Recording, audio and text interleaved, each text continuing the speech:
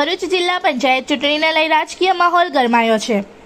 નબીપુર જિલ્લા પંચાયત સીટના કોંગ્રેસ પક્ષ તરફથી ઉમેદવાર તરીકે સફદર હુસૈન મુબારક ગામગોરીએ આજે પોતાના સમર્થકોની હાજરી સાથે ઉમેદવારી નોંધાવી હતી।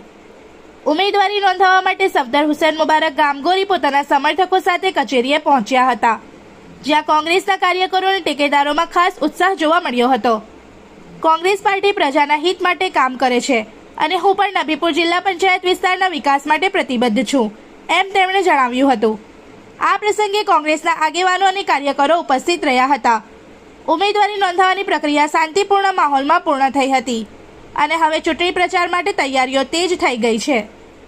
इस वीडियो को लाइक करें, हमारे चैनल को सब्सक्राइब कर बेल आइकन जरूर प्रेस करें हमारी न्यू वीडियो सबसे पहले देखने के लिए।